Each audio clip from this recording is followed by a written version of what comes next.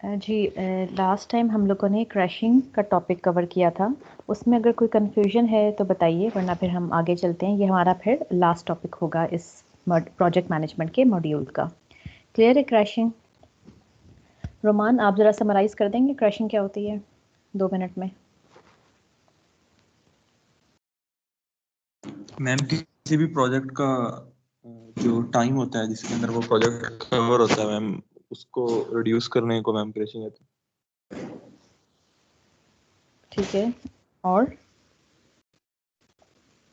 क्यों की जाती है ये? मैम रिपीट कर देंगे, क्या पूछा आपने? जी, किस वजह से हम क्रैशिंग करते हैं प्रोजेक्ट की?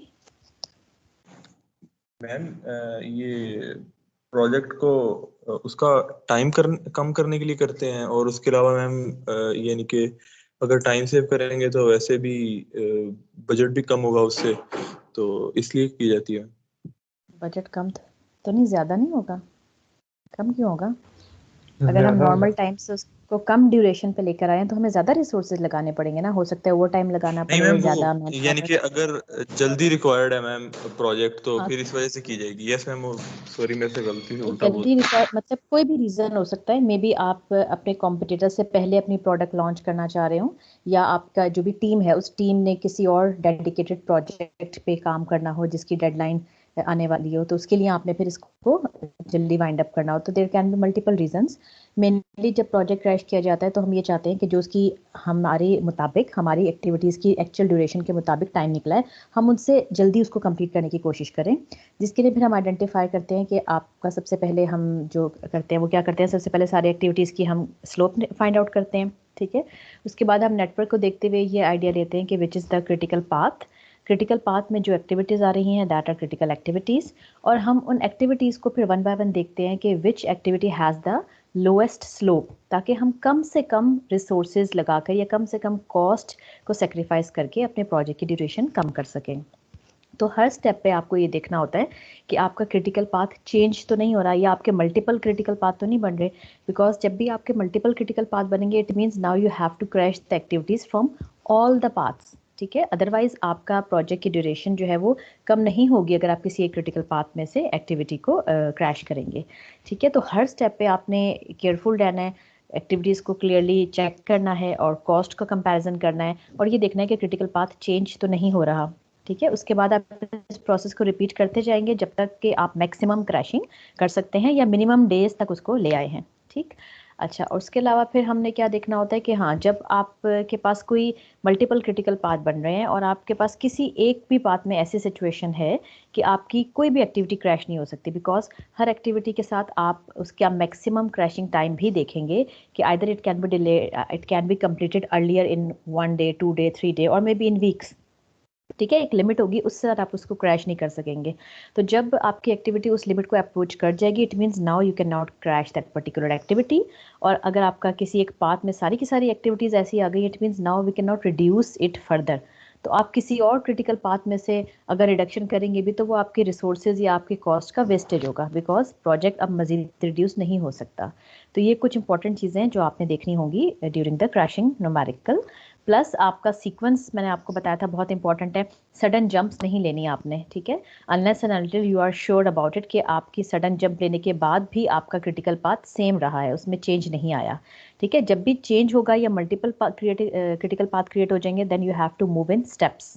ठीक है, कि पहले ए को क्रैश करना है, एफ को करना है, जी को करना है, सी को करना है, ये हर स्टेप में आपने बताना है। और चाहे आप नेटवर्क डायग्राम की फॉर्म में बता दें या फिर जिस तरह हमने कॉलम्स बना के हर पाथ के और फिर उनको आइडेंटिफाई किया था। ठीक है, लेकिन हर चीज़ स्टेप्स में होनी चाहिए, क्योंकि आपके स्टेप्स के मार्क्स होंगे। डायरेक्ट आंसर हो सकता है, अगर आपने गलत सीक्वेंस भी किया होगा ना, इन द एंड हो सकता है आपका आंसर फिर भी ठीक आ रहा हो। ठीक है, तो आंसर को देखते हुए आपने ये अंदाज़ा नहीं लगाना कि मेरा जो क्वेश्चन है वो ठीक अटैम्प्ट हुआ है। आपका सीक्वेंस जो है वो दैट इज़ मोर इम्पॉर्टेंट। आज जो हम लोगों का लास्ट टॉपिक है that is different types of activity relationships. अभी जितना भी हम लोगों ने पीछे किया है ना नेटवर्क की, जब हमने बात की, चाहे हम पर्ट की बात कर रहे हैं या सीपीएम की कर रहे हैं, या हमने activity on arrow different types देखी नेटवर्क बनाने की, एक्टिविटी ऑन नोड, तो उसमें आपने देखा होगा कि हम ये एज्यूम कर रहे हैं कि अच्छा, एक एक्टिविटी अगर ख़त्म हुई है तो हम उससे नेक्स्ट यानी कि सक्सेसर एक्टिविटी को स्टार्ट कर सकते हैं। यानी उन दोनों एक्टिविटीज का आपस में रिलेशन है कौन सा वाला? ये जो आपको इस वक्त स्लाइड पे 4 टाइप के रिलेशन नजर आ रहे हैं, तो अभी तक जो आप देखते आए वो कौन सा रिलेशनशिप आपके ख्याल में आपने अज्यूम किया है?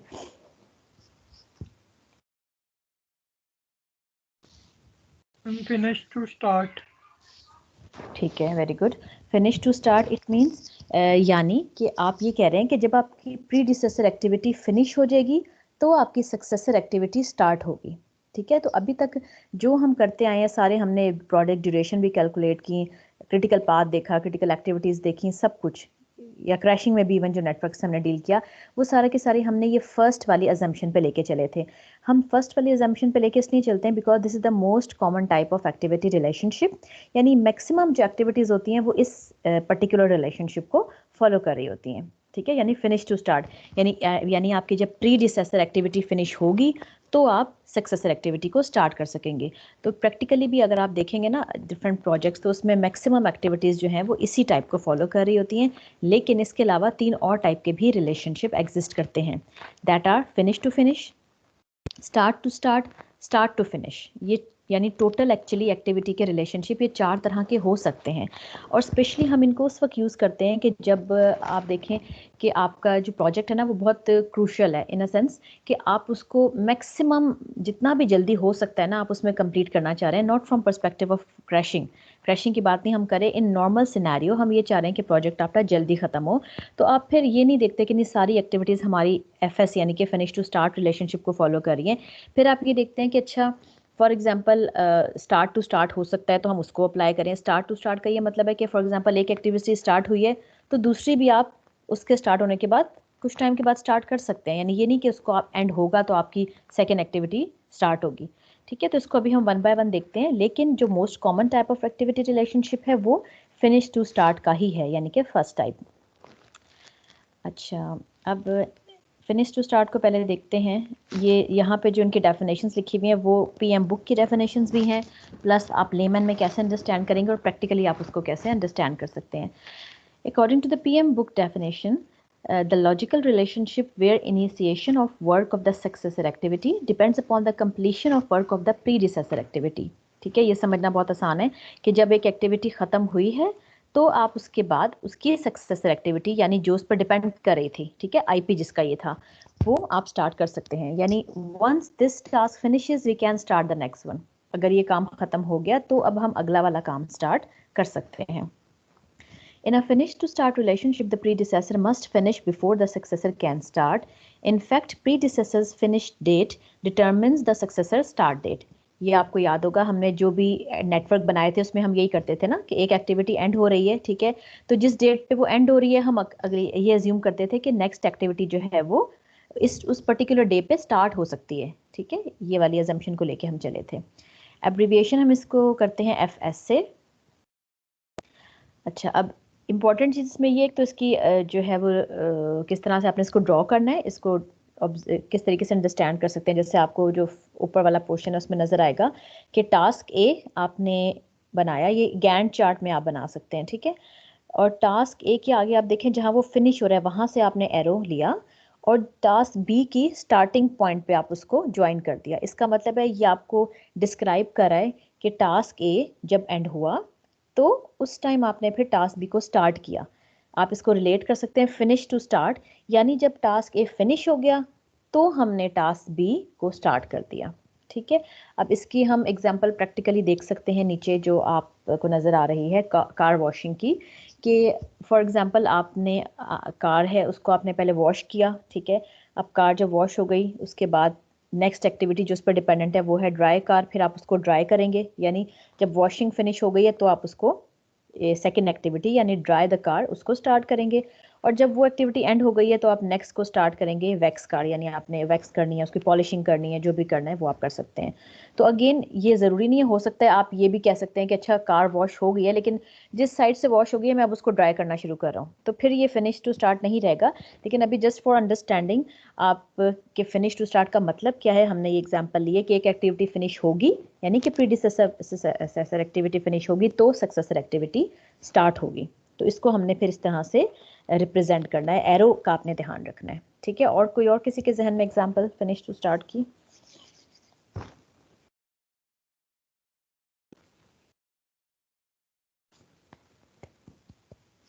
कोई है भी क्लास में? जी मैम, जी सोच के सोच बताएं रहा फिर। हूँ। इतनी सारी तो हमने पढ़ी है फिनिश टू स्टार्ट, अब तक सारी हम यही तो खाना देखते आए थे। पकेगा तो फिर खाएंगे। हाँ सही है, मतलब कच्चा तो नहीं खाना अब, ठीक है, गुड। हाँ। और और लेक्चर लेंगे तो एग्जाम देंगे। नहीं ये ये थोड़ा सा ऑनलाइन में तो टफ एप्लीकेबल नहीं नहीं हो रहा था। या क्लास क्योंकि खत्म मेरे होगी तो जाएंगे, लेकिन ये भी नहीं है जी नहीं, ये एप्लीकेबल। भी नहीं हो रहा, इतने अच्छे नहीं है आप। मैं मतलब सिलेबस खत्म होगा तो फिर करेंगे बिल्कुल। हाँ इसको कह सकते हैं। वैसे तो ये भी कोई 100% नहीं, लेकिन ठीक है, अगर आप कह रहे हैं कि हम प्रॉपरली एक फॉलो करें कोर्स को कंप्लीट करना है, तो ठीक है वो होगा, तो फिर आपका एग्जाम होगा। नहीं हाँ, एग्जाम का तो कह सकते हैं, एग्जाम ने तो हो जाना है। हाँ हाँ, मतलब या ये कह लें कि एग्जाम की डेट चूंकि फिक्स है ना, तो हम ये कह सकते हैं अच्छा सेमेस्टर का एंड होगा तो फिर एग्जाम होगा, ठीक है। और इस तरह मल्टीपल आप कर सकते हैं। फॉर एग्जांपल आपने कोई ट्रेनिंग के बाद का कोई एक्टिविटी है, किसी प्रोजेक्ट पे काम करना है और वो एक ट्रेनिंग पे डिपेंडेंट है, तो वो ट्रेनिंग एंड होगी जब भी, तो उसके बाद फिर आप उस पर्टिकुलर प्रोजेक्ट पे काम करेंगे। या ये कह सकते हैं अगर हायरिंग करनी है आपने किसी प्रोजेक्ट के लिए, तो जब वो हायरिंग का प्रोसेस कंप्लीट होगा फिर आप प्रोजेक्ट पे काम स्टार्ट करेंगे। तो there can be multiple examples practically. तो मैक्सिमम आपको आइडिया होगा कि फिनिश टू स्टार्ट की ही एक्टिविटीज होती हैं प्रोजेक्ट में। अच्छा, नेक्स्ट जो हमारा रिलेशनशिप है that is start to start, ठीक है। स्टार्ट टू स्टार्ट का मतलब है कि एक एक्टिविटी स्टार्ट हो गई है, ठीक है, वो जैसे स्टार्ट हुई है मे बी फौरन या उसके कुछ देर के बाद आप अपनी जो सक्सेसर एक्टिविटी है उसको भी स्टार्ट कर सकें। The logical relationship where initiation of the work of the successor activity depends upon the initiation of the work of the predecessor activity. यानी सक्सेसर एक्टिविटी का स्टार्ट होना प्रीडिसेसर एक्टिविटी के start होने पर डिपेंडेंट है। या हम लेमैन में ये भी कह सकते हैं we want these two task to start at the same time. ये पॉसिबिलिटी हो सकती है, लेकिन हमेशा ज़रूरी नहीं है। हमेशा ये स्टार्ट टू स्टार्ट का मतलब ये नहीं है कि दोनों को इकट्ठा स्टार्ट करना है, लेकिन ऐसा हो सकता है in some situations. Practical definition, once the predecessor task starts we can start the successor task. यानी सक्सेसर डिपेंड तो कर रहा है प्रीडिसेसर पे, लेकिन उसके फिनिश होने का वो वेट नहीं करेगा, वो स्टार्ट हो गया, ठीक है। अब स्टार्ट होने के बाद हो सकता है 1 दिन 2 दिन 3 दिन या मे बी 10 दिन भी हो, लेकिन अभी आपकी प्रीडिसेसर एक्टिविटी फिनिश नहीं हुई, इवन देन आप सक्सेसर एक्टिविटी को स्टार्ट कर सकते हैं। या ये भी पॉसिबिलिटी है कि स्टार्ट किया तो फौरन ही आप सक्सेसर एक्टिविटी को स्टार्ट कर दें। तो इसके लिए फिर हम देखते हैं, एक तो इसकी रिप्रेजेंटेशन कैसे होगी। टास्क ए आप देखिए, ये प्रीडिसेसर है, ठीक है। टास्क बी जो है वो हमारा सक्सेसर है, सक्सेसर एक्टिविटी है। तो यानी टास्क ए के आप देखें स्टार्ट से हम एरो निकाल रहे हैं और वो टास्क बी के भी स्टार्ट पे ही जा रहा है, ठीक है। इसका मतलब है ए का स्टार्ट होने पे डिपेंडेंसी है टास्क बी की के स्टार्ट होने की, ठीक है। तो एरो आप देखें दोनों के स्टार्ट से आ रहा है, ए पे से हम एमर्ज कर रहे हैं उसको और बी से ज्वाइन कर रहे हैं, इसका मतलब है बी की डिपेंडेंसी है ए के ऊपर, ठीक। अभी नीचे वाली एग्जांपल देख के मुझे बताएं इससे क्या समझ आ रहा है, ये स्टार्ट टू स्टार्ट कैसे बनी। इसको तो फिनिश टू स्टार्ट नहीं होना चाहिए था। इसको देख के फिर मुझे बताइए क्या समझ आ रहा है।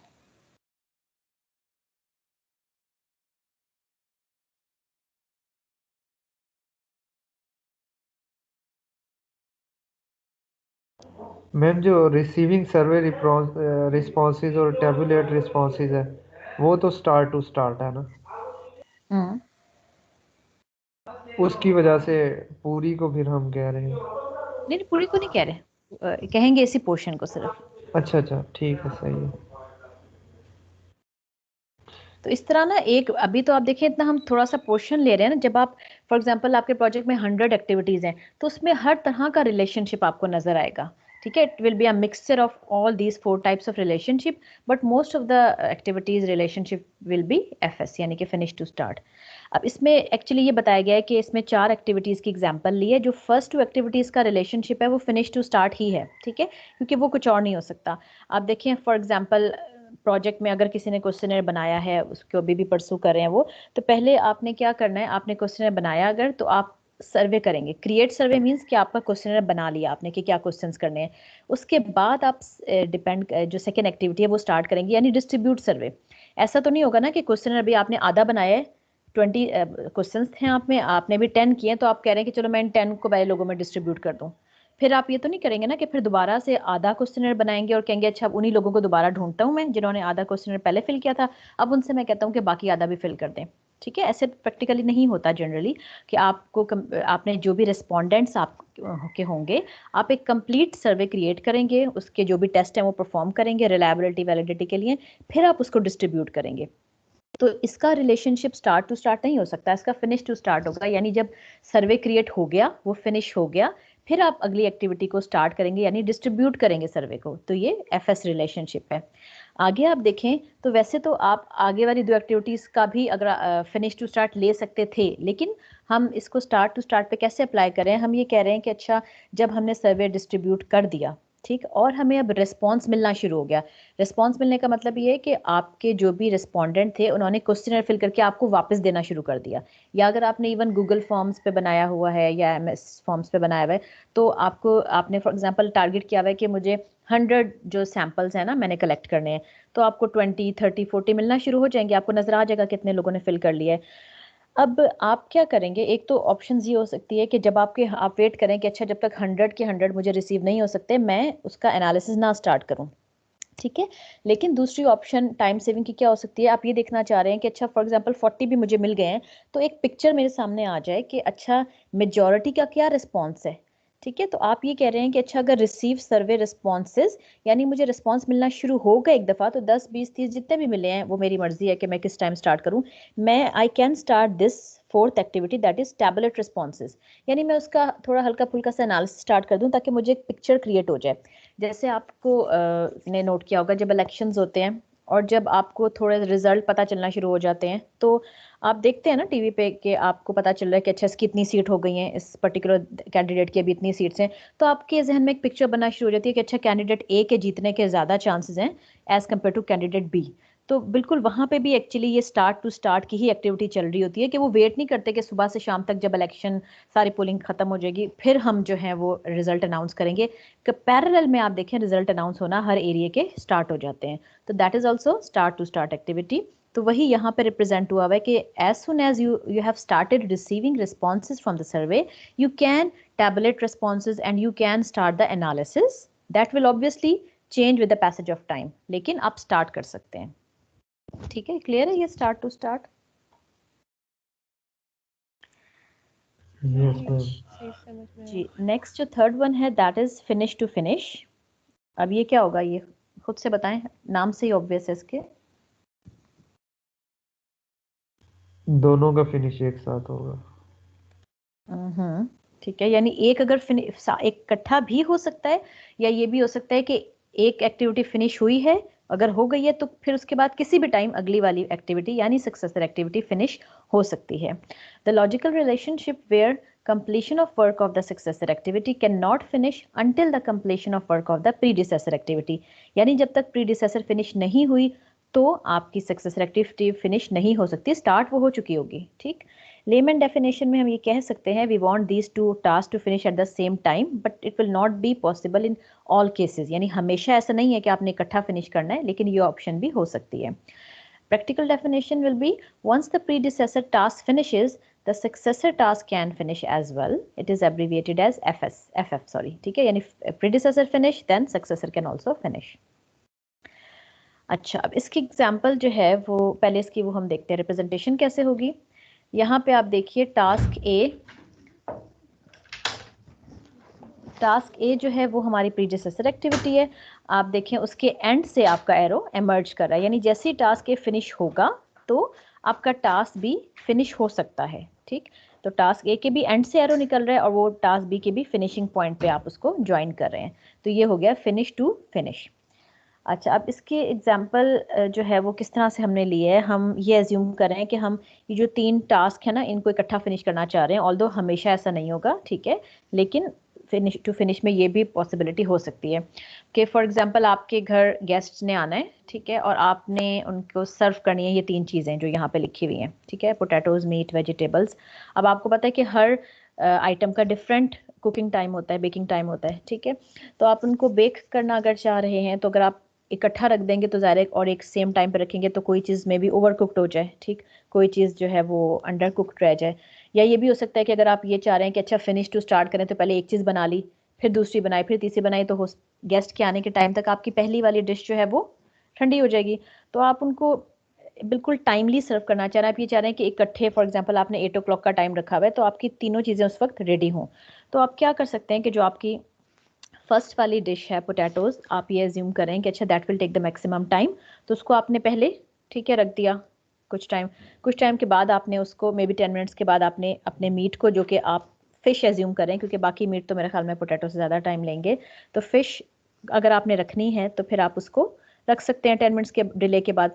मज़ीद 10-20 मिनट्स के डिले के बाद आप वेजिटेबल्स रख सकते हैं, ताकि 8 o'clock पे आपकी ये तीनों डिशेस जो हैं वो आप अपने गेस्ट को गरम गरम सर्व कर सकें। यानी आप you want all these activities to be finish at the same time at 8 o'clock in this situation. ठीक है, तो यहाँ पे फिर आप अप्लाई कर सकते हैं इस कॉन्सेप्ट को। और अगर किसी के जहन में कोई बेहतर एग्जाम्पल हो फिनिश टू फिनिश की।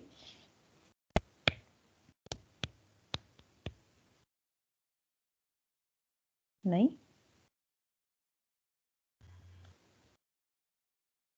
इनको सोचना है आपने खुद से, ठीक है, हर तरह की। Okay ma'am.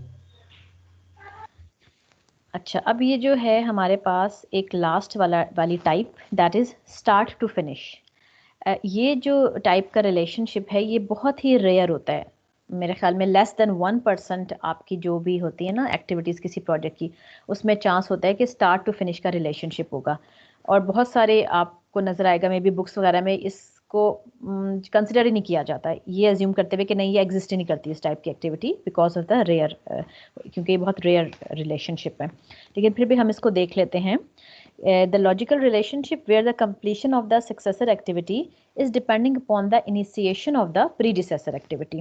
यानी successor activity आपकी finish हो सकती है उस वक्त होगी जब predecessor activity start हो गई होगी। ठीक है, उसके फिनिशिंग पे डिपेंडेंसी नहीं है, उसके स्टार्ट होने पर डिपेंडेंसी है। ठीक है, this task finishes when the next one start but not before then. Once the predecessor task starts, then the successor task can be finished। इसको हम रिप्रेजेंट करते हैं SF से। अच्छा, अब इसके लिए आप देखें फिर हमने क्या रिप्रेजेंटेशन रखी है कि टास्क A जब स्टार्ट हो गया तो हमने इसलिए उसके स्टार्ट पॉइंट से एरो निकाला। ठीक, फिर आपका टास्क B जो है वो फिनिश हो सकता है, तो इसलिए हमने टास्क B के एंड पे उस एरो को जाके कनेक्ट किया।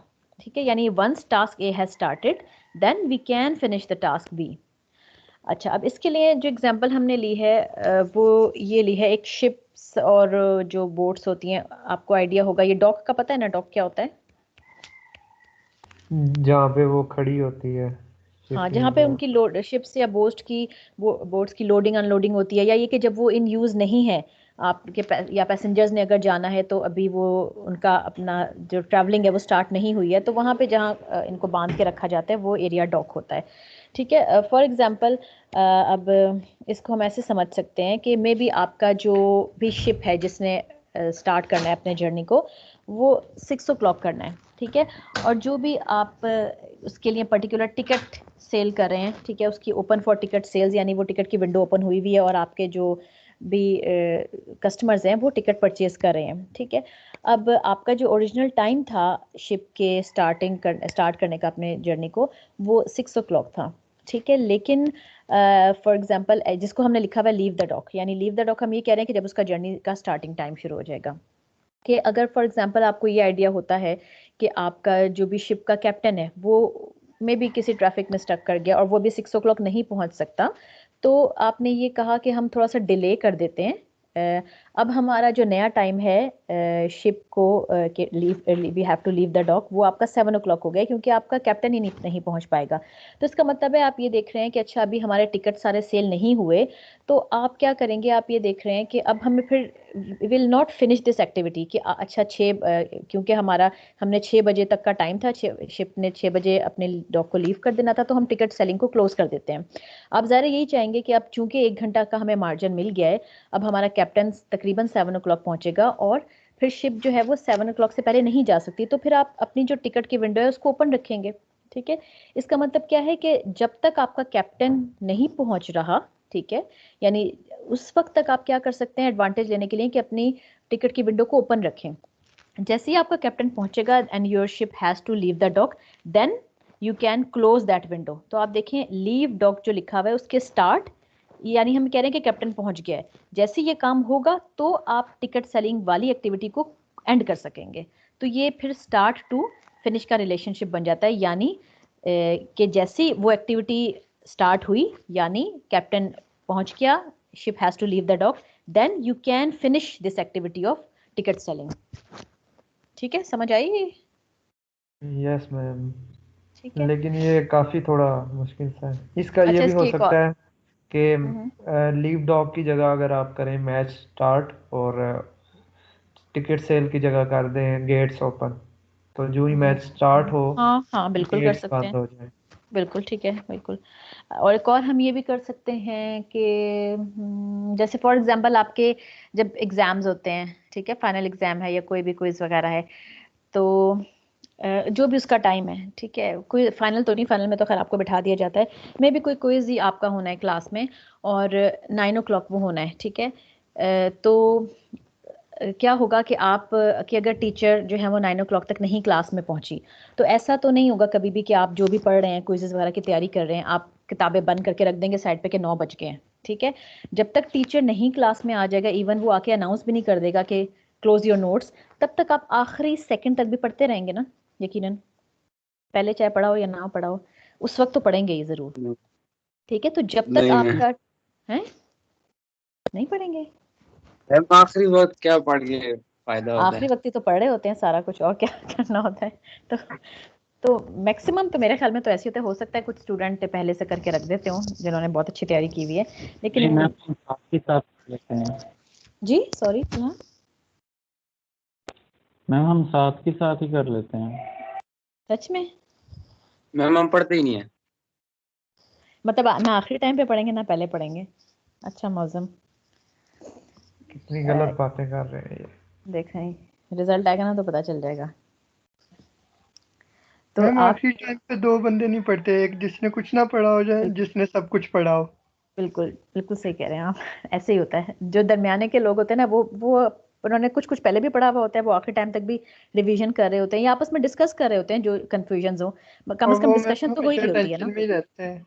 हाँ, या तो बहुत चिल जो लोग होंगे, जो होंगे कि मैक्सिमम भी होगा तो क्या होगा, फेल हो जाएंगे, कुछ नहीं होता, या ये वाला एटीट्यूड होगा, या फिर ये होगा कि नहीं, आपने रिवीजन भी 2-3 दफ़ा कर लिया, अब आप आखिरी टाइम पे अल्लाह अल्लाह कर रहे होंगे, आपको लगेगा नहीं मैं मजीद पढ़ूंगा तो मैं मुझे बाकी चीज़ें भी भूल जाएंगी, ठीक है। वरना अदरवाइज जो नॉर्मल प्रैक्टिस है वो ये कि कोशिश आप करते हैं कि लास्ट इंस्टेंट तक नोट्स जो हैं वो आप जितना पॉसिबल है ना, हम जब ड्यूटी पे जाते हैं फाइनल एग्जाम की, तो हमें नजर आ रहा होता है कि स्टूडेंट को पकड़ पकड़ के बाहर निकालना पड़ रहा होता है कि बैग बाहर रख के आए, बाहर खड़े होकर भी वो नोट्स लेके खड़े हो जाते हैं कि जब तक टाइम बिल्कुल पेपर डिस्ट्रीब्यूट नहीं हो जाता हम अंदर नहीं जाएंगे।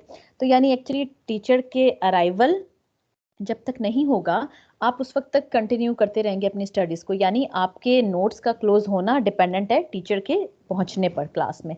तो वहां पे भी हम देख सकते हैं, इसको एज्यूम कर सकते हैं, it will be start to finish activity, यानी स्टार्ट टीचर का पहुंचना, उसका स्टार्ट होना उस पर डिपेंड कर रहा है दूसरी एक्टिविटी का, आपके नोट्स के क्लोज होने का, यानी कि उस एक्टिविटी के फिनिश होने की डिपेंडेंसी हो गई टीचर के पहुंचने पर। तो ये आपका एक स्टार्ट टू फिनिश का रिलेशनशिप बन सकता है। लेकिन अगेन जैसे मैंने आपको बताया कि ये वाला रिलेशनशिप बहुत कम एग्जिस्ट करता है, क्योंकि उसको थोड़ा सा समझना भी मुश्किल होता है। अच्छा, इसके अलावा ये उन्हीं की समरी है, ठीक है, कि डिफरेंट टाइप के पीडीएम रिलेशनशिप होते हैं, finish to start, start to start, finish to finish and start to finish, ठीक है। तो ज़्यादातर अगर आप स्पेशली जो हमने न्यूमेरिकल पर्सपेक्टिव से किए हैं वो हमने सिर्फ फिनिश टू स्टार्ट ही देखा है, because that is more common. लेकिन जैसे आप इन ये सारे रिलेशनशिप एग्जिस्ट करते हैं, अगर आप कोई प्रोजेक्ट मैनेजमेंट का सॉफ्टवेयर यूज़ करें जैसे एमएस प्रोजेक्ट है, तो उसमें आपके सब कुछ ना ऑटोमेटिकली हो जाता है, आप अपना सिर्फ इन्फॉर्मेशन देंगे, एक्टिविटीज़ के नाम लिखेंगे, आप उसके प्रीडिसेसर लिखेंगे यानी कि आईपी जिसे हम कहते हैं, तो ये नेटवर्क भी बना बनाया मिल जाता है, ठीक है। और सॉरी, ड्यूरेशन भी लिखेंगे एक्टिविटीज़ की, आप जो भी उसको देंगे ना टारगेट, वो activity on arrow activity on node वो बना देगा, आपको गैंट चार्ट बना देता है। इसके अलावा क्रिटिकल पाथ भी खुद ही आइडेंटिफाई कर देता है। आपने उसमें ये बताना होगा कि अच्छा अगर आपका आईपी है, फॉर एग्जांपल सी का आईपी बी है, तो उसका वो कौन सा वाला एक्टिविटी का रिलेशनशिप को फॉलो कर रहा है, finish to start, start to start, finish to finish या स्टार्ट टू फिनिश। तो आपकी डायग्राम भी उसी हिसाब से बनी हुई मिल जाएगी। तो जनरली आप लोग इस स्टेज पे इतने कॉम्प्लेक्स प्रोजेक्ट से नहीं डील करते कि आप ये वाली चीज़ें देखें। लेकिन प्रैक्टिकल लाइफ में स्पेशली अगर आप में से कोई किसी इंडस्ट्री को ज्वाइन करेगा जो कि प्रोजेक्ट से रिलेटेड काम करती है, तो डेफिनेटली आप ज़रूर ये गैंट चार्ट और ये वाले सारे के सारे नेटवर्क डायग्राम और प्रोजेक्ट की स्केड्यूलिंग से डील करेंगे। ठीक है, तो इसमें अब एक और इम्पॉर्टेंट चीज़ है कि ये जो आपने चारों टाइप की एक्टिविटीज़ देखी हैं, इनमें लैग और लीड का भी एक कॉन्सेप्ट आता है। यानी जैसे हमने रिलेशनशिप तो देख लिया, लेकिन इस रिलेशनशिप के अंदर लैग का क्या मतलब है और लीड का क्या मतलब है। फॉर एग्जांपल, ये जो इस वक्त आपको स्लाइड पे नज़र आ रहा है कि दो एक्टिविटीज़ लिखी हुई हैं ए और बी, 10 डेज की हैं वो, ठीक है।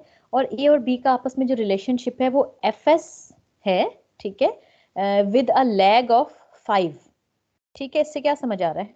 FS relationship with a lag of 5। Finish to start, और ये है कि जब फिनिश हो जाएगी उसके बाद 5 दिन या 5 मिनट बाद अगली स्टार्ट होगी। ठीक है, गुड। यानी लैग का मतलब है कि एक तो FS का तो आपको समझ आ गया कि फिनिश टू स्टार्ट का रिलेशनशिप है, लेकिन लैग का मतलब है कि एक्टिविटी ए के फिनिश होने के बाद भी 5 दिन या 5 वीक जो भी यूनिट आप ले रहे हैं उसके बाद फिर बी को शुरू करना है आपने, फौरन नहीं करना। अभी एट द करंट इंस्टेंट तो हम ये बात कर रहे हैं ना कि अच्छा जैसी फिनिश हुई अगली को उसी दिन या उसी टाइम स्टार्ट कर सकते हैं। तो जब लैग आ जाएगा इसका मतलब है कि कुछ डिले के बाद आपने उसको स्टार्ट करना है। इसी तरीके से लीड की बात का क्या मतलब है कि उससे कुछ पहले, यानी जैसे आपको नीचे हमने सेम टाइप की एग्जांपल ली है, FS विद लीड ऑफ 5 यानी कि -5। इसका मतलब है ए और बी के दरमियान रिलेशनशिप तो फिनिश और स्टार्ट का है, लेकिन ए के फिनिश होने से 5 यूनिट पहले आप बी को स्टार्ट कर सकते हैं। ठीक है, तो उसूलन तो अगर हम इसको इसकी डेप्थ में जाएं तो हम कहेंगे कि अच्छा फिर तो ये तो FS रिलेशनशिप ही ना बना। ऐसे होगा ना, हम कहेंगे कि उसके फिनिश होने से पहले अगर हम स्टार्ट कर सकते हैं तो भाई FS कैसे हुआ। लेकिन बस ये FS इसकी एक्सटेंशन बनाई गई है कि लीड और लैग के कॉन्सेप्ट से, ताकि एक्टिविटी रिलेशनशिप आपके वही रहें चारों, और आप उसके अंदर लीग और लैग के कॉन्सेप्ट को इनकॉर्पोरेट कर सकें। ठीक है, इसी के फर्दर फिर आगे मजीद एग्जांपल्स हैं कि इसको एक दफ़ा देख लें। फिनिश टू स्टार्ट, लीड का क्या मतलब है? लीड मीन्स बस आप कुछ टाइम पहले वो ये रिलेशनशिप स्टार्ट कर सकते हैं। ठीक है, जैसे FS -1 का मतलब है कि फिनिश और स्टार्ट का रिलेशनशिप है, लेकिन एक दिन पहले स्टार्ट हो सकती है ये activity. Finish to start lag का मतलब ये भी अभी हमने देख लिया कि एक एक्टिविटी फिनिश हुई तो उसके कुछ टाइम के बाद, जैसे यहाँ पे 14 यूनिट्स हमने रखे हैं, 14 यूनिट्स के बाद आप एक्टिविटी बी को स्टार्ट कर सकते हैं। स्टार्ट टू स्टार्ट लीड का क्या मतलब हुआ कि दोनों एक्टिविटीज, एक एक्टिविटी स्टार्ट हुई और दूसरी भी स्टार्ट हो सकती है, लेकिन उससे एक दिन पहले। ये आप देखें जो 3rd नंबर पे नजर आ रहा है। स्टार्ट टू स्टार्ट लैग का मतलब ये है कि एक एक्टिविटी स्टार्ट हो गई है तो दूसरी स्टार्ट हो सकती है, लेकिन एक यूनिट के डिले के बाद। ठीक, सिमिलरली इस स्लाइड पे भी देखें, अगर कोई कंफ्यूजन है तो बताइए।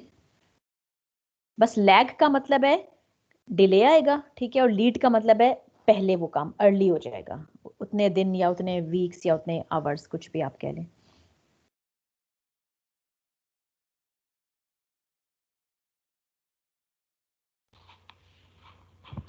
ये डिफर कर रही है ना अपने एक दूसरे से काफी हद तक। हाँ, मतलब इन अ सेंस कि बस आपको जैसे फिनिश टू फिनिश है ना, वो आपने अलग से समझना है कि अच्छा फिनिश टू फिनिश का मतलब क्या था, कि एक फिनिश हुई है तो दूसरी फिनिश हो सकती है। फिर आपने अगली वाली इसकी टर्म को साथ उसके जो है वो यूँ समझ लें, इनकॉर्पोरेट करना है कि अगर वो लैग था तो मैं यही रिलेशनशिप कर दूं कुछ डिले के बाद, अगर वो लीड है तो यही रिलेशनशिप कर लूँ थोड़ा सा अर्ली। ठीक है, ठीक है। ठीक है, और इसमें कोई कंफ्यूजन किसी को इसमें से, या अभी हमारा प्रोजेक्ट मैनेजमेंट वाला मॉड्यूल एंड हो गया है? अगर इसके किसी भी टॉपिक में कोई इशू है तो आप लोग बताइए, हम उसको दोबारा से देख लेते हैं। अभी है हमारे पास 10-12 मिनट, तो उसको देख लेते हैं फिर। हाँ, मतलब आज हम आगे तो नहीं बढ़ेंगे ना? नहीं आगे नहीं, लेकिन मैं चाहती हूँ कि अगर कोई इसमें इशू है पूरे प्रोजेक्ट मैनेजमेंट के मॉड्यूल में तो हम उसको एक दफ़ा देख लें किसी टॉपिक में। मैम ये बताएं कि हम अपने FYP पे इसे कैसे अप्लाई कर सकते हैं? किस चीज़ को? नेटवर्क्स को? ये जो हमने पढ़ा है, ये सारा प्रोजेक्ट मैनेजमेंट। देखिए, अगर अप्लाई करना चाहें तो आप बहुत अच्छे तरीके से कर सकते हैं, लेकिन जनरली अभी तक जो हमारा एक्सपीरियंस रहा है वो ये कि मोस्टली जो मसला हमें आता है वो ये कि स्टूडेंट्स साथ साथ काम नहीं करते।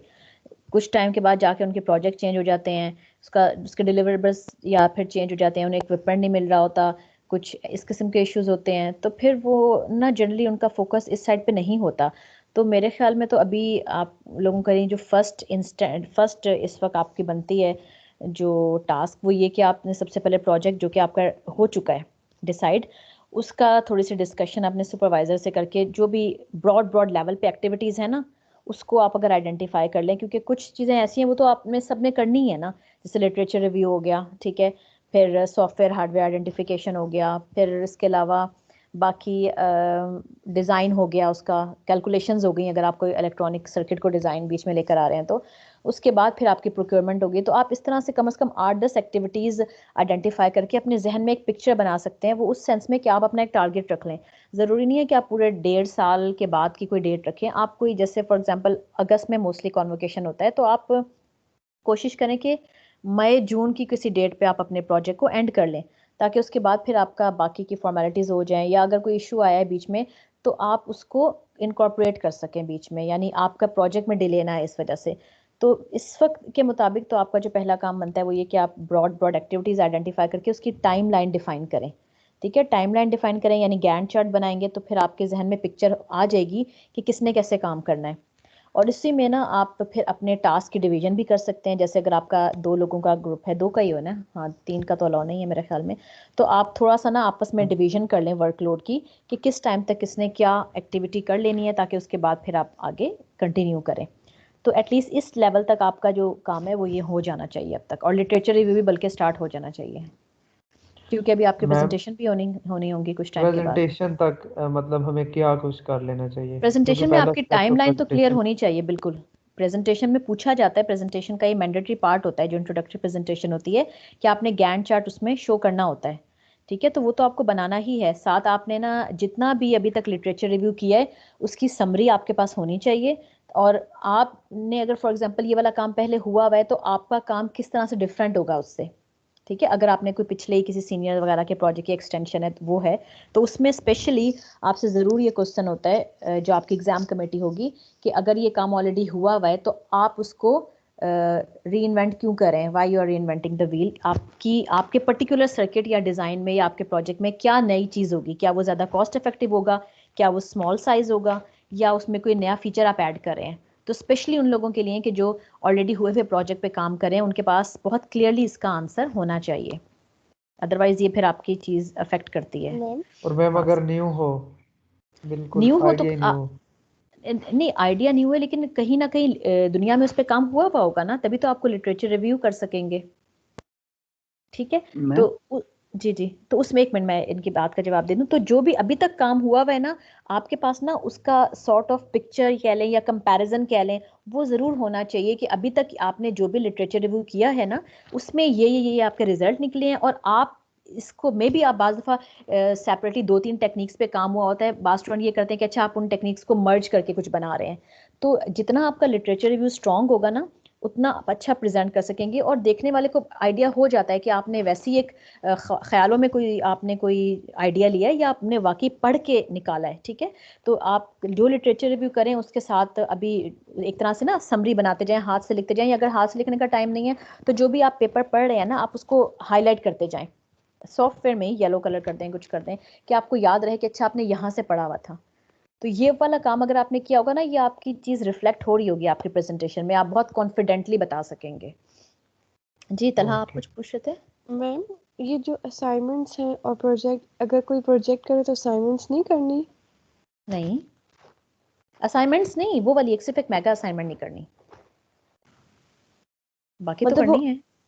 मैम नहीं समझ में आई मुझे। आप देखें जो चीज़ जो आपकी नॉर्मल असाइनमेंट्स है ना, जैसे मैंने असाइनमेंट 1 और असाइनमेंट 2 अपलोड किए, वो तो सबने करनी है ना। लेकिन जो मैंने आपको रिसर्च पेपर / मेगा असाइनमेंट इस नाम से जो मैंने डॉक्यूमेंट अपलोड किया है, वो जो लोग रिसर्च पेपर का काम करें वो फिर वो वाली पर्टिकुलर असाइनमेंट नहीं करेंगे, मेगा असाइनमेंट जिसका नाम है। मतलब वो सर्वे वाला समरी करनी है या प्रोजेक्ट करना है, उसमें हाँ ऑप्शन? हाँ, बिल्कुल बिल्कुल ऐसे ही है। हाँ, मैम और एक प्लीज़ एक चीज़ और मैं रिक्वेस्ट। क्लैरिफाई कर दूं, एक चीज़ मैं क्लैरिफाई कर दूं। जी आयमा, आप कुछ? मैम आप कर लें। अच्छा, मैं ये कहना चाह रही हूँ कि थोड़ा सा कि आप में से कुछ लोगों को ये शायद परसेप्शन जा रही है कि जो लोग रिसर्च पेपर का काम करेंगे उन्हें ज़्यादा ग्रेड दिया जाएगा, तो ये कोई ज़रूरी नहीं है। ठीक है। अगर रिसर्च पेपर की साइड पे आप जा रहे हैं, रिसर्च पेपर भी लिखने के लिए लिटरेचर रिव्यू तो करना पड़ेगा, ठीक है। कुछ ना, ठीक है, वो मुझे इस तरह से समरी सेपरेटली नहीं सबमिट कराएंगे, लेकिन पेपर के अंदर लिटरेचर रिव्यू का एक पार्ट होता है, ठीक है, मैंडेटरी, उसके बगैर कोई रिसर्च पेपर नहीं होता। तो वो वाला काम उन्हें भी करना पड़ेगा। एडिशनल डाटा कलेक्शन के बाद एनालिसिस वगैरह ये सब कुछ इन्होंने करना है। तो थोड़ा सा काम उनका ज़्यादा है, लेकिन अगर सिर्फ ये सोच के आप लोग रिसर्च पेपर की साइड पे जा रहे हैं ना कि नहीं इसमें हमें ज़्यादा मार्क्स मिल जाएंगे, तो अगर वो काम भी ठीक से नहीं हुआ हुआ होगा तो हो सकता है कि असाइनमेंट करने वालों को मार्क्स ज़्यादा भी मिल जाए, ठीक है। तो मैंने कोई ये नहीं रखा कि रिसर्च पेपर वालों को आंखें बंद करके मैंने पूरे नंबर दे मैम वो देने हैं, ग्रुप भी तो है उनके ना, काम को भी देखा जाएगा। जी बिल्कुल, जाहिर है वो ग्रुप में भी है, तो उसमें काम की 4-5 बंदों डिवीजन का हो ग्रुप। गई है, तो इसलिए देखा जाएगा कि जो भी उन्होंने एनालिसिस किया है या जो भी ओवरऑल क्वालिटी है वो कितनी बेहतर है 3 लोगों के हिसाब से, 3-4 लोगों के, ठीक है। तो आपने जो जिस साइड पे भी जा रहे हैं बस उसको आपने अच्छे तरीके से करना है, ठीक है। मैम मैम कि आप मीटिंग रखेंगी तो वो बता दें कब रख सकते हैं, क्या चीज़, जो सॉरी। प्रोजेक्ट के रिलेटिव बताना था आपने। हाँ, वो मुझे अभी तक पता नहीं चल रहा कि कौन कौन लोग प्रोजेक्ट करें। सिर्फ एक ग्रुप का मुझे मेरे ख्याल में आया था, 1 या 2 का, तो मुझे लगा था कि कोई मुझे अगर पता चल जाए तो मैं बता देती हूँ, किसी दिन भी रख मैम लूँगी। रिस्पॉन्सेज मैक्सिमम कितने होने चाहिए? जो आपकी मैंने बताया था कि जो आप लोगों की टारगेटेड पॉपुलेशन होती है ना, फॉर एग्जांपल एक ऑर्गेनाइजेशन में अगर 200 लोग हैं तो जितने भी टोटल टारगेटेड पॉपुलेशन है आइडियल ये होता है कि उसका 10%, ठीक है। तो फॉर एग्जांपल 200 अगर हैं तो यानी कि 20। मैम जैसे अगर हम हॉस्पिटल्स में कर रहे हैं वहाँ पे डॉक्टर्स के लिए सर्वे करें तो डॉक्टर्स तो काफ़ी कम तादाद में होते हैं, तो फिर उसका तो वो उसी तरीके से होगा कि अगर आपके फॉर एग्जांपल उसमें 100 डॉक्टर्स हैं तो फिर 10 वुड बी एनफ, ठीक है। ठीक है। लेकिन वो आपको एग्जैक्ट नंबर उनका पता होना चाहिए, क्योंकि अदरवाइज, लेकिन ये है कि जैसे ऐसा नहीं है कि 10 पे आपने रुक जाना है। अगर आपको लग रहा है कि 10 से ज़्यादा आपको रिस्पॉन्सेज मिल रहे हैं तो जितने ज़्यादा रिस्पॉन्सेज होंगे ना उतना ही आपके जो रिजल्ट की एक्यूरेसी है वो इंक्रीज होती जाएगी। तो आप अपने आप को बाउंड ना करें, ये ज़रूर देखें कि इससे कम नहीं होने चाहिए, वो टारगेट ज़रूर रखें, लेकिन ज़्यादा में अगर आपको जितने मैक्सिमम मिल रहे हैं ना आपके रिजल्ट उतने ज़्यादा ना ट्रांसपेरेंट होंगे, उसमें यह है कि कोई एम्बिगिटी नहीं होगी इस तरह से। वैसे ये जो महबूलूस आप पूछ रही थी अभी, अगर आप किसी स्टेज पे स्टक कर गई हैं अपने रिसर्च पेपर की तो वो आप मुझसे सेपरेटली पूछ सकते हैं। उसके लिए आप इस चीज़ का वेट ना करें बेशक कि मैं आपको बताऊंगी, आप वो पूछ लें तो मैं आपको सेपरेटली मीटिंग में या व्हाट्सएप पे बता दूंगी। मैम वो जो पेपर लिखना है ना उसका थोड़ा सा आइडिया दे दें, क्योंकि वो थोड़ा समझ नहीं आ रहा कि उसमें क्या अच्छा क्या ठीक है, चीज़ें हमने लिखनी सही है है, या वो फिर कोई मैं पेपर शीट। नेक्स्ट वीक में कर लेती हूँ किसी दिन, ठीक है। मैम आप असाइनमेंट 1 का थोड़ा टाइम आगे कर देती हैं? क्यों? मैम क्योंकि संडे को भी हमारी असाइनमेंट थी और मैम क्योर मेड का जो था ना असेसमेंट वो भी थी, और मैम मंडे को भी हमारे 3 क्विजेस थे, ट्यूसडे को भी मिड है और मैम थर्सडे को भी मिड है। ये तो चलता रहेगा ना अमा, ये तो आपका पूरा सेमेस्टर अब चलना है, ऐसे ही है ना। तो आप वो देखिए, वो इतना कोई बड़ा काम नहीं है, आपने सिर्फ उसको कहानी की तरह पढ़ना है, मैम मतलब वो तो आजकल थोड़ा ज्यादा है ना, स्टोरी है। क्या क्या मतलब ज्यादा 8 है? को वो असाइनमेंट देनी है और 8 9th को हमारा काफी बड़ा एक क्विज है, क्या, तो कौन अगर सा हम बड़ा? मेगा क्विज 5% का। डीएसपी का? हाँ, और उसके 2 चैप्टर हैं, 5% तब से वेटेज तो है। मैडम ने आपको बताया हुआ है नहीं? मैम वो अब आप देखें ना, वो एक बच्चे ने बात की थी कि ये बात ठीक है कि हमें 2 हफ्ते पहले बता दिया जाता है, लेकिन उन 2 हफ्ते के दरमियान भी 14 और चीजें होती हैं जो हमने डे बाय डे देनी होती है तो ये तो टीचर को नहीं पता होता ना, तो हम चाह के भी अगर डे टू डे भी करें ना फिर भी हम चाह के भी 2 या 3 दिन से ज्यादा टाइम उस चीज को नहीं दे सकते, क्योंकि हमने इतनी ज्यादा चीजें और देनी होती हैं। मेरा मेरा नहीं ख्याल कि 2 घंटे से ज्यादा क्या आपका ये काम है असाइनमेंट का, पढ़ना ही है ना। किसी ने किया असाइनमेंट, कोई इस वक्त मौजूद है मीटिंग में? कोई मैम है ऐसा शायद अच्छा किसी ने बच्चा या पढ़ ली बच्ची? हो, हाँ, मैंने सोचा था कल लेकिन नहीं पढ़ सका, लेकिन फिर भी मैम बेशक 2-3 घंटे, फिर उसके बाद 2-3 घंटे की ब्रेक भी चाहिए होती है, तो फिर पढ़ेंगे कब? तो तो आप मुझे, आपको ये पता है कि कब की अपलोड हुई हुई है? जब आपका मिड होना था ना, मिड से भी 2 हफ्ते पहले की अपलोड हुई हुई थी। उस वक्त तक तो ये चांस था ना कि मिड होना ही है, तो सुजरन तो आप लोगों को पढ़ लेनी चाहिए थी उस वक्त तक। ये तो काफी बाद में डिसाइड हुआ कि मिड नहीं हो रहा। चलो मैम, मैम आप सब 2 दिन कर देना आगे, सभी बच्चे कह रहे टाइम हैं। मिल रहा था मैम, एक दो स्टूडेंट हों तो फिर भी समझ में आ जाता है कि मैम शायद वो पीछे चल रहे हैं स्केड्यूल से, लेकिन सारे ही मैम इस तरह हैं तो कुछ तो बात है। अच्छा, कोई इस वक्त मीटिंग में है इस वक्त जो 50 लोग मुझे नजर आ रहे हैं जिसने असाइनमेंट कर ली है? अगर कोई एक भी ऐसा है ना तो मैं आगे नहीं करूंगी, ठीक है? मैम 10 तक काउंट डाउन कर लें, देख लेते हैं, अगर कोई है तो बता दें। देखिए, वो इसलिए मैं कहती हूँ कि अगर कोई एक भी स्टूडेंट है ना जिसने बाकी कोर्सेज को साइड पे करते हुए इस कोर्स को इम्पोर्टेंट समझते हुए असाइनमेंट की है, ठीक है, और उसकी बाकी चीज़ें अफेक्ट हुई हैं, तो फिर मुझे लगता है उसके साथ ज्यादती है, ठीक है? इसलिए कोई एक भी आप में से अगर ऐसा है तो मुझे लगता है मुझे आगे नहीं करनी चाहिए। चलो मैम, देख लेना आप, अगर है तो फिर आपकी जैसे मर्जी। हाँ ठीक है, जो है ना वो मुझे फिर चैट, अगर यहाँ घबराहट हो रही है उन्हें कि बाकी लोगों ने पकड़ के नहीं मारेंगे नहीं बाद में तो नहीं। मैम हमने कौन सा अगर बोलना है पहुंच तो जाना है? इधर बोलना है मैम, अगर बोलना है तो इधर बोल। हाँ नहीं नहीं, मुझे अलग से बता दें वैसे मैसेज करके, ठीक है? नहीं है तो ये फिर तो मैम, फिर अगर बात आज की हुई ना तारीख फिर। में मुझे मैसेज फिर तो नहीं आया तो किसी फिर का मैं हमारे साथ कोई मसला हुआ तो उसने जानबूझ के कह देना। शाम तक हम तो कश्मकश में रहेंगे ना, आपको पता नहीं मैसेज मैम आना आप है कि नहीं अभी आना। बता दें क्योंकि मैम मैम हम लोगों अभी ने मिड की बता दें, तैयारी भी फिर करनी है, हमारा बैठ कल के मिड भी पढ़ें है। मैम उसको, अगर करना है तो। रात को मतलब मैम अभी आप तक 12 शुरू ही बजे नहीं किया। बताएं, हाँ, रात को कब तक का 12 टाइम है? बजे आज क्या बताएं। दिन है? वेडनेसडे? कल जी तक का मैम, टाइम है ना? कल सुबह मैम कल दस कल तक दस का नहीं बजे है, कल सुबह, सुबह का है मैम, वो तो हमारी सुबह ही तब होती है। हाँ, और सुबह तो उठे हुए भी नहीं होते। अच्छा, मैं भी 1 घंटे तक आपको बता देती हूँ, सही है? मैम 1 घंटा तो, जी मैम अभी बता दें, फिर हमें भी टेंशन में रखना है 1 घंटे के लिए। मैम, फिर वो परसों है आपका मिड? वो कल है, क्विज? कल है नहीं, मेरा ख्याल है। क्विज वो जो है नहीं आपका, हाँ, परसों है, परसों है। मैम कितने हमारा बजे है? कल मैम हमारा कल है। आपका डॉक्टर मैम सादिया का? सेक्शन ए का कल है। Yes ma'am. अच्छा, लेकिन अगर ये वाली आगे हुई ना तो इसकी वजह से मैं बाकी असाइनमेंट्स आगे नहीं करूंगी, ठीक है? जैसे ठीक है असाइनमेंट 2 मैम। भी अपलोड हो गई है, उसका टाइम आगे नहीं होगा। अब ये ना हो कि हर चीज आप फिर दो दिन आगे कराते जाएं। नहीं नहीं मैम, चले उसकी मैम, आगे ये कर वो हम कर वो देंगे। तो प्रोजेक्ट मैनेजमेंट की तरह मैम अगर कर रहे हैं तो सारे ही होंगे ना आगे। जी नहीं, ठीक है, आपका मैम अपना ऐसे नुकसान ऐसे होगा। मैं तो ऐसे सिर्फ तो 2 असाइनमेंट लग तो मैम दूंगी रूल 20% वायलेट की। होगा मैम, ऐसे ना करें। क्या जी तलहा, मैम क्या ऐसे कह वो रहे हैं आप? रूल वायलेट होगा उनका कि बाकी का आप नहीं कर रहे तो एक का आप कर रही हैं। नहीं, हम इसको कौन सा रिलेशनशिप बना लेंगे? हम स्टार्ट टू स्टार्ट रिलेशनशिप बना लेते हैं ना, जरूरी तो नहीं फिनिश टू स्टार्ट रिलेशनशिप बनाया जाए, ठीक है ना? अच्छा, मैं आपको बस बता देती हूँ 10-15 मिनट तक, ठीक है? आपको टाइम चेंज हुआ हुआ नजर आ जाएगा ना, मैसेज आ जाएगा, ठीक है?